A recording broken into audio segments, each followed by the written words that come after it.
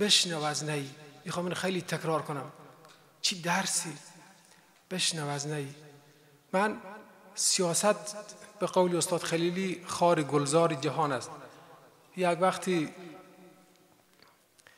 یک فیلم میدیدم، چون اصطلاحاتی تبلیغات سیاست ها شعارهای سیاسی زیاده درباره جناب مسعود من خیلی احترام دارم، بسیار دوست دارم، چون وقتی من سرباز بودم و در قرارگاه کابل سرباز بودم و منشی سازمان اولیه بودم، اون وقت این دوستان ما که از پنشیر بودن با ما از سرباز بودن، من سرباز بودم، میگفتن خوب مسعود، میگفتن که این آدم سرباز نمیکشه، مامور نمیکشه، معلم نمیکشه، خودم خیلی کی میکشه آدم.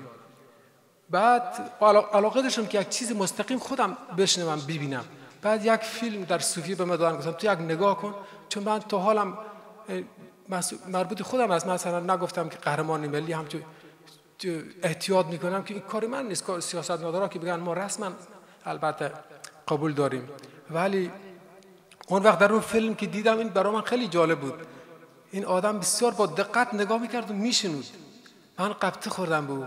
کسی پرسید که یک سوال کرد، اول گفت سربازای پاکستانی رو در افغانستان حضور دارن، شدیدن، قویان، وسیعن.